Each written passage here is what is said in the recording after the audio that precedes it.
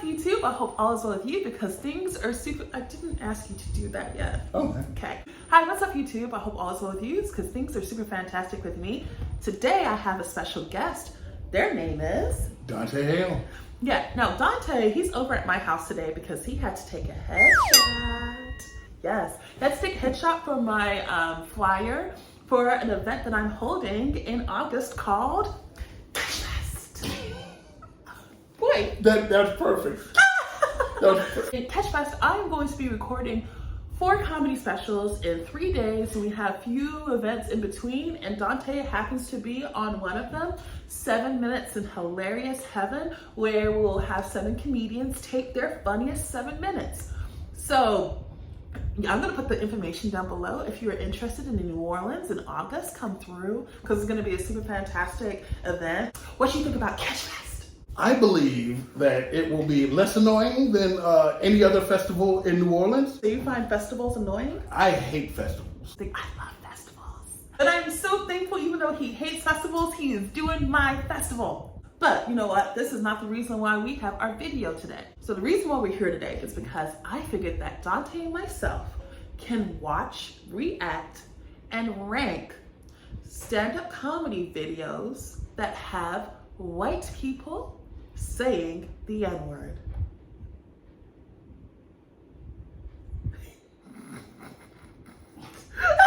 See, this feels like a recipe for you to get white comedians punched when I see them. How do you feel about white people using the N-word on stage? It depends on if they're quoting a black person or if they're just trying to like get by with saying it. I think there's one exception, maybe. George Carlin during his bit about like words and their intent. I give him a pass. Oh, see, I haven't seen that one, and this is not one of the videos today. I would like to. Maybe can we find that one? Yeah. We can add that one in there. Okay. My belief when it comes to the N-word and white comedians saying it is personally, okay, I've never personally seen it done correctly live. Mm-mm. Every time I've seen a comedian use the N-word on stage and it's live, it's never been good. Ever. You get to say whatever you want. Yes. Do whatever you want on stage. It's your right, it's your freedom. But also, no, there's always going to be repercussions for your actions. Yeah, I once referred to male ejaculate as gentleman's relish.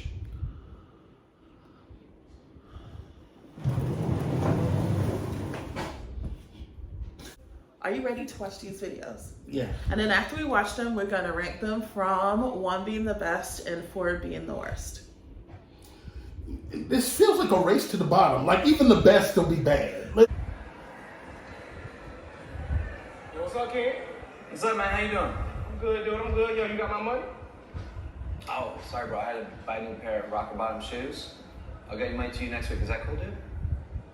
Hell no, that ain't cool, dude. Where my money? I need my money right now. You don't have to be talking to me like that. Nigga.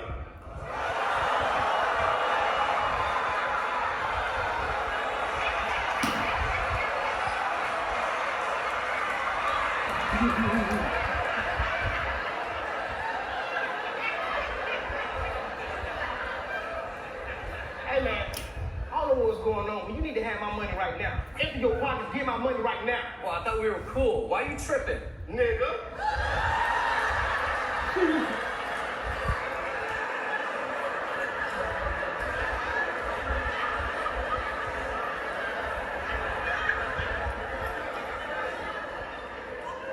dude, forget that. If you don't have my money right now, I'm gonna put 3 hoppers in you right now, dude. Where my money is? Now you threatening me? Nigga! Please. Man, forget that, dude. You need to Listen, nigga. you get your money next week. Nigga. So quit acting like a bitch ass. Nigga. Nigga. Okay. So thoughts on that first one? Use the proxy. Smart idea. Okay. The novelty of it did catch my eye. If that happened in real life, I would still hit him though, just because it's the intent. It's the intent. So because he's not technically saying it, but he's facilitated the saying it. So it's like he said it anyway. So I'd have to beat his ass. So this reminds me of when Gary Owens, like when he, now his ex-wife, when he decided, I don't know who he was beefing with someone, and then like he had a video when he was like talking and he had his wife say the N-word for him. And I remember feeling a type of way about that. I was like, no, Gary. Oh.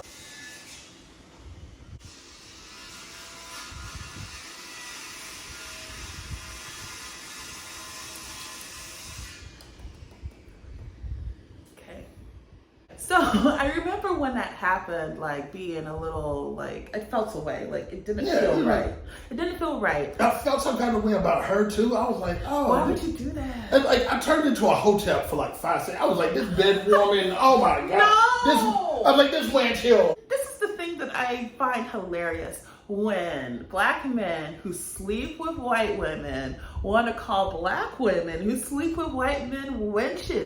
It's the hypocrisy. For me, I don't sleep with white women per se. I sleep with people who want to sleep with me. But like, if you dip into the white pocketbooks, you can't call black women wenches. Bear in mind, I also call everybody wenches. Okay. Well, now that you say that you use wenches, now when I see you out, that's what I want to hear you saying. Wenches, because you say that's your vocabulary now. Because when a comedian gets wrong and he, like say a male comedian, I'd be like, this Wench right here. He doesn't say that. No, I think it. But in conclusion, I will say this skit, it's funny, but it still makes me feel away. It's alright. It's okay. It's alright. I'd still punch him in his stomach one time after he got off stage. Fair enough. The second one, this one is by Louis C.K. Really? That's what we're doing? Yeah, that's what we're doing. I guess shout out to all the dick wagglers out there. Just language. Waggling. All right, so here is Louis C.K. Let's see what he does. Everybody has different words that offend them, different things that they hear that they get offended by. To me, the thing that offends me the most is every time that I hear the N-word. Not nigger, by the way. I mean the N-word. Literally, whenever a white lady on CNN with nice hair says the N-word, that's just white people getting away with saying nigger. That's all that is. They found a way to say nigger. N-word. It's bullshit, because when you say the N-word, you put the word nigger in the listener's head. That's what saying a word is. You say the N-word and I go, oh, she means nigger. You're making me say it in my head. Why don't you fucking say it instead and take responsibility for the shitty words you want to say? Thoughts? It was done cleverly. Don't you hate to admit it? It's true. I'm a person who I firmly believe that we can do, like going through life, let's try to do whatever the fuck we want to, as long as we don't hurt anyone else. Yeah. I'm a firm believer in that. Yeah. He kind of not only like really made people like creep them out, but he like really like messed with some people's careers. It's hard to get past that. Yeah. If I have to separate, as some people say, separate the art from the artist. Yes. Which it's hard to do sometimes. It's hard to do, and sometimes we shouldn't do it. Like I'm sorry if I see you stepping in the name of love, I'm gonna be like, you touch kids too. I'm sorry. But no. Separating the art from the artist. This was cleverly done. It didn't like it wasn't it didn't feel like a thing where it was gratuitous. It felt like he was like calling people on their shit as far as intellectual honesty. Yeah. Which, ironic as fuck, sort of. Yeah. It kind of is. It is. He kind of called people on their intellectual dishonesty and done cleverly. It is done cleverly. I'll give it that. Yeah. I hate to admit it. I hate it. I hate it. It's true. He's good at it. He's good. That was good. This one's a little longer. This one is actually by Ralphie May.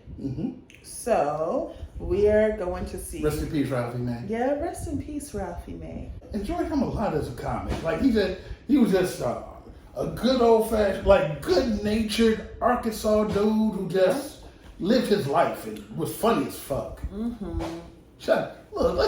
Look, they talk about like cloning and reincarnating. No. Can we get another Ralphie May? If they start, like, don't bring back George Washington for what? He's got slave teeth in his mouth. Bring back Ralphie May if you're gonna bring back Marvin Gaye. Bring back anybody who rhymed with May or Gay or Faye or whoever the fuck. Sally Mae? No, don't bring Sally. I get enough letters from Sally Mae. Yeah, Fuck that bitch. no, we don't bring her back. Fuck that wench. She does not need to be anywhere. Okay. In fact, see, you did it. Okay. Now he's using wench, y'all. Look at you. So proud. I'm gonna get Young Dro to do a remix. Fuck that wench. Fuck that wench. I don't know how to. It'll change the whole thing. It'll be bad, I guess. I don't know. Okay. I just shaved. You saw that? I just shaved myself. Yeah, that needed to happen. That's what society has done to me. I shaved myself. Okay, let's go ahead and watch this. Let's see what this is about. I think we as a country have left something on a coffee table, a loaded handgun. And that handgun is words. Okay? And people go, words aren't hurtful. The hell they're not. You've never been called whatever ethnic group you are in a mean-spirited way. Okay? And until you had that happen to you, then that's when you realize it really is something out there that hurts people. Okay? And why do I give a damn about this now? Because I've got babies. And I realize that no one else is going to do anything to get rid of these words that hurt people's feelings and make them feel horrible as a human, shatter their souls. Okay? So I have to. If somebody's got to do it, I got to do it. You know? Behind this microphone is a lot of power. And somebody's got to fight for the people who can't, all right? We're too easy. A buddy of mine, Billy Wayne Davis, we were smoking weed, and Billy always comes up with these deep-ass questions when we're stoned, and he's like, dude, what would America be like if all the white people were black and all the black people were white?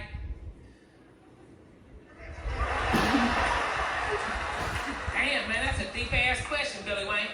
I know, man. I know. I do like that facial expression that he made. Well, I can't speak. You mean like if this country was founded by black people, then they stole white people here to build it? He's like, yes. And I'm like, wow. I tell you one thing would be different. In 2011, no one would be allowed to say the word cracker, and we'd all put cheese on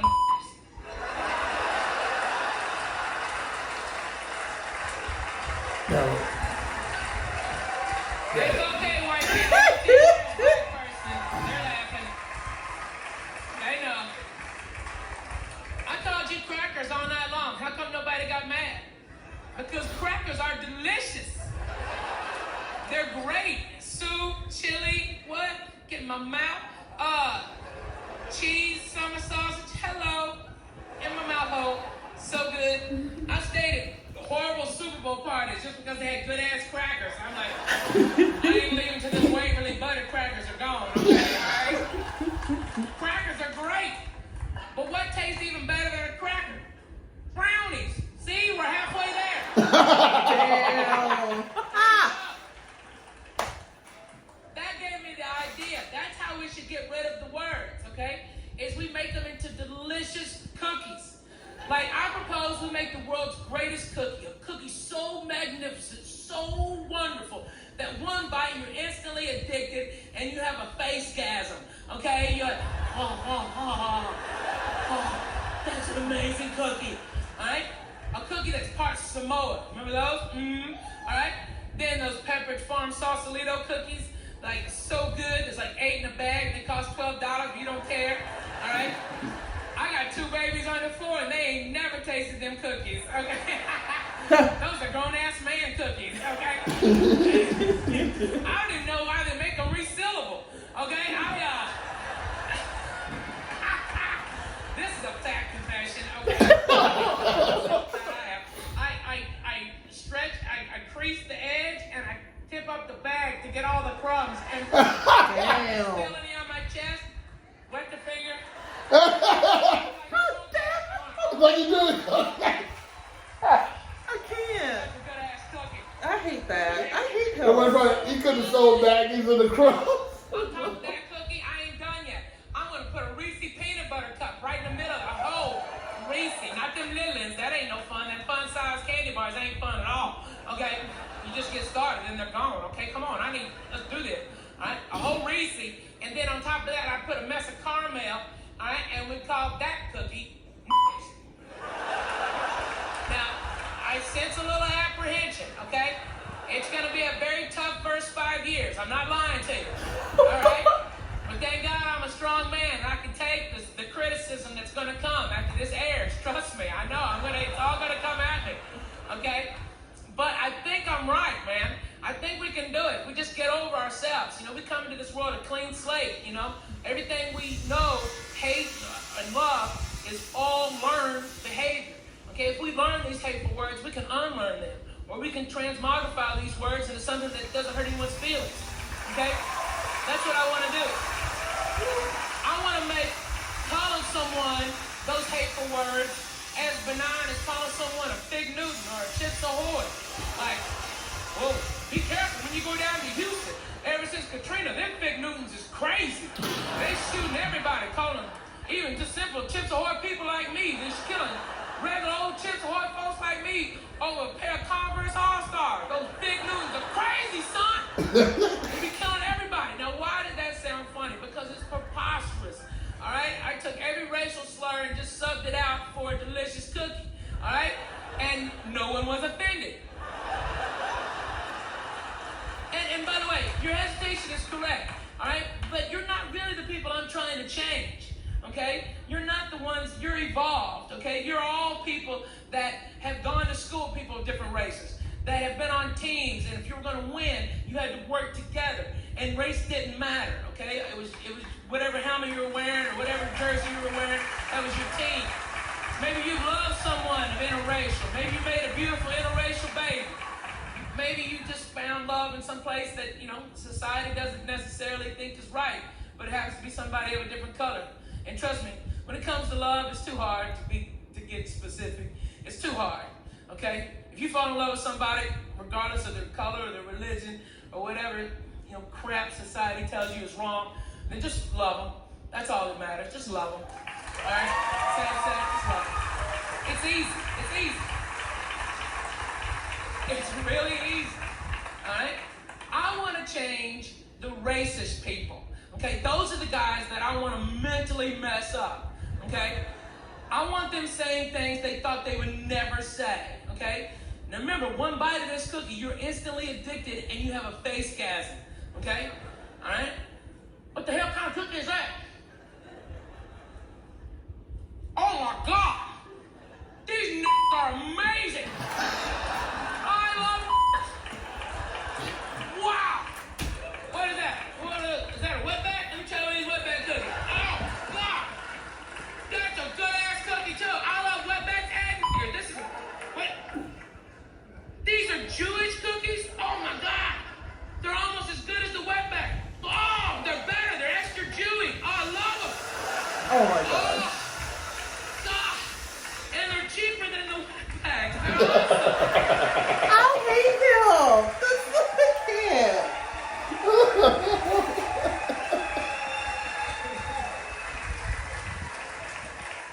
And then, guess what? In 10 years, the racist people don't have any more ammunition to be hateful, okay? So they're left with one option, to get along with the program, okay? To be like everybody else and go, you know, I guess there's no problem with that person because of their skin color or who they pray to or whatever. I don't care, all right? It doesn't affect me in the least. I don't care, all right? And then as a nation, we all benefit. I bet within 10 years, we're all looking forward to Girl Scout time. How many boxes did you get? 42? 42, you fat bastard. Hey, 42, you get the t-shirt. I love I had to get it. So good. I hate it. This is good. You ever eat them cold? I put them in the deep freeze and eat them by the sleeve. Get the munchies. Just keep those munchies in there. People, some of you think this is just a joke, and it might just end up being a joke, okay? But wouldn't this be nice if this was the catalyst for something, that we have an awakening in this country, and we realize instead of burying our heads in the sand, these words are out there, and we leave for our next children, that we're doing our children a disservice? That we allow anyone to be hurt? You know, I gotta be honest with you, in my whole life, I've never heard anybody actively try to get rid of these words, you know? Somebody's got to. Let it be me. No. Thoughts? Again, rest in peace to Ralphie May. I don't know if this would have been a thing that he co-signed, but he was, like, for years, I've been calling groups of white people sleeves. But what are your thoughts on the whole thing? His intent was pure, Yes. and solutions. Yes. Would you have one of those cookies? What?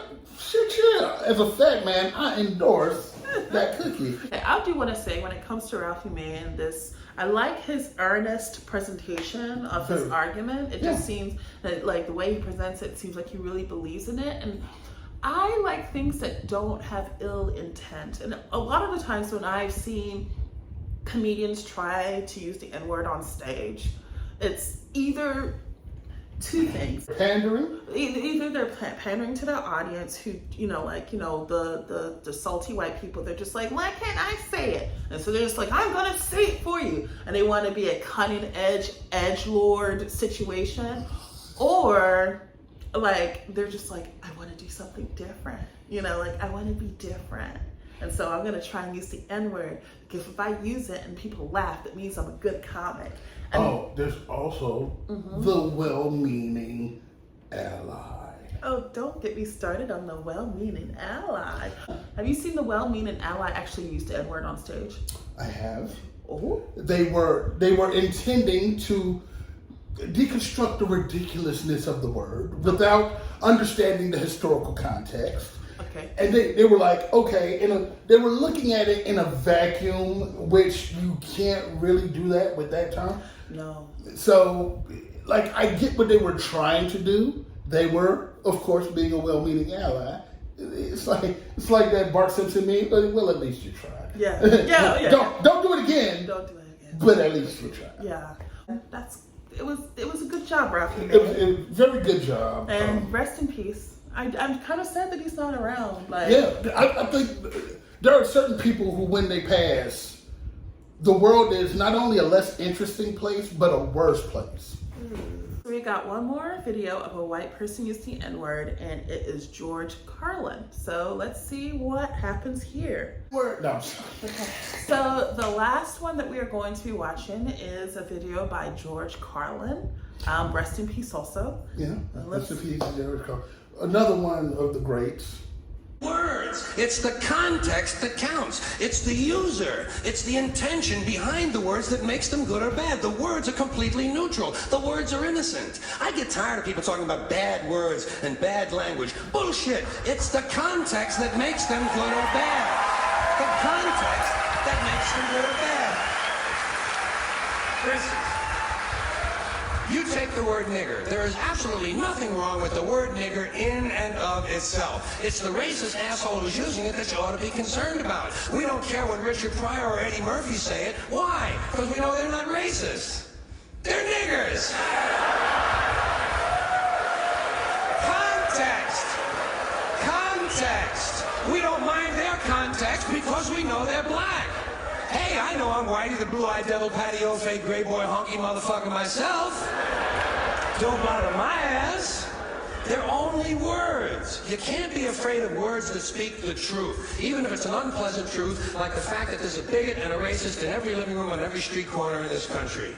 I don't like words that hide the truth. I don't like words that conceal reality. I don't like euphemisms or euphemistic language. And American English is loaded with euphemisms because Americans have a lot of trouble dealing with reality. Americans have trouble facing the truth. So they invent a kind of a soft language to protect themselves from it. And it gets worse with every generation. Okay. Thoughts? George Carlin was a person who, like, he was very academic in his thinking, and according to, I've recently watched a documentary on him, and he was obsessed with words and language and their effects on people. So I see where he was going, hey, like, he acknowledged in a vacuum, but he also acknowledged that, in an ideal world, we don't live in that world. We live in the world where the only people really using that word are the racist bigots and the people like reclaiming it. Mm-hmm. And so I think if George Carlin were alive today, Mm-hmm. he would have like a more in-depth way of putting it. Like Yes. a real, like he'd be able to give it a real examination. He put it in this special, and it would like there's a very rich seed there for him to really examine it. But he can't just stay on that topic the whole time. He has to continue with his But special. yeah, like I felt like, to me personally, when I listened to this, and this is the first time me personally listened to this, I felt like the joke wasn't complete yet. That's my personal That's what I'm saying. like he's bringing up excellent points. Yes. But I also am not comfortable with the way that he worded certain things. He was like saying where Bishop Pryor and Eddie Murphy use it because they're as you can see, I don't. Yeah, it could have been worded better. Yeah, it could have that could have been more sophisticatedly done. Yeah. While I see where he's coming from, and you can tell he's not coming from a malicious place. That's why I'm more ready to receive what he's saying, and also because of his reputation as an excellent comic And his reputation as a bit of a a contrarian. No, he had a reputation as an anti-racist. Oh yeah, Like he was active, not just a person who was like he was trying to deconstruct white supremacy. Yeah, which is great, but I do feel like this joke, it could have been. It wasn't as well done as it could have been. Yeah, fair. All right. So now that we've watched the 4 videos, we need to rank them and to figure out which one is the best joke of a white person using the N-word on stage. This is gonna hurt my soul. So remember, the first one we listened to was the Chocolate Sundays sketch where the white guy made the black guy. That's my number 4. That's Okay. Number 4, Chocolate Sunday sketch. Okay, number 3. I get what they were trying to do. Mm-hmm. Number 3, George Carlin. As much as I admire the dude and the work he did, it left something to be desired. He could have, like as a dude who also am obsessed with words, you can also recognize and apply nuance. Mm-hmm. Number 2 for me, Ralphie May. Oh, explain. Ralphie May came by it earnestly, and it was dope, and I appreciate it. That's number 1 for me, just from an intellectual standpoint, and as a person who also has a Carlin-like obsession with the language. This would hurt my soul right here. Like they're not gonna let me have Black Eyed Peas next Juneteenth. Number 1 is Louis C.K. and oh Lord. Why is it number 1 for you? It's just he was because I'm a person where I go, look, let's not be intellectually dishonest. I'm a person who likes to put it out there, and he very cleverly brought forth and confronted the intellectual dishonesty of the phrase the N-word. And so I can do nothing but appreciate that. That's fair. I feel like my list is kind of like your list, but I'm gonna switch Ralphie May with Louis C.K. Ralphie May for me is number 1, and Louis C.K. is number 2. Number 3 is George Carlin, and number 4 is the Chocolate Sunday skit. So, and that's it. Next time on Kechi's channel, top 4 comedians who say the word cracker. No, I'm just But like, okay. we're spitballing here. We'll figure it out. We'll figure it out. We'll figure it out. But what you think? What did you think? I think I had fun. I had fun. Enjoyed being on Kechi's channel anytime I get a chance to. Been a good time. Okay. This wasn't so bad? No. All right. So that is it for today. That is our video. Look. Let me get some promo in. Okay. Tell them where they can find me on socials and shit. How about you tell them where they can find you on socials? At Dante the letter B, saying, no G, stuff, 1F on Twitter. Dante be saying stuff on Instagram. And you can catch me on the Harsh Words with Friends podcast. Everywhere where podcasts are available, because I'm an attention slut, and so I just make sure I'm out there.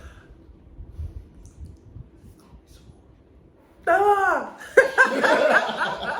And you can find me here on this channel. If you like it, go ahead and click subscribe. If you know of any other videos of white comedians saying the N-word, go ahead and put it down below. If the algorithm is set up where white guys see this video, I think we're gonna get a lot of suggestions. Don't sugarcoat it for the white cis male. Don't look. No one's ever told you this. Your opinion means nothing. Sit down. Be quiet. Listen to people who actually experienced it. Shut up. And especially reproductive rights. Unless you have a uterus, shut. The question isn't how many fucks should you shut. It's all of them. Period. Every time. Oh, if you see this video before August 4th and you are in New Orleans, I'm having an event called Kechfest. And if you have any questions about it, just go and click on the link to Kechfest.com where you can get tickets and get more information. So at the very least, come see me at Kechfest. You ain't gotta see nobody else. But you should, to be polite, see Ketch at Kechfest. But like, come on, if we're gonna. So you're gonna wear a kilt for your performance? Oh hell yeah. Or I might wear a maxi skirt. Who knows? Oh. Who knows? I'm a man of many flavors. Bye, y'all.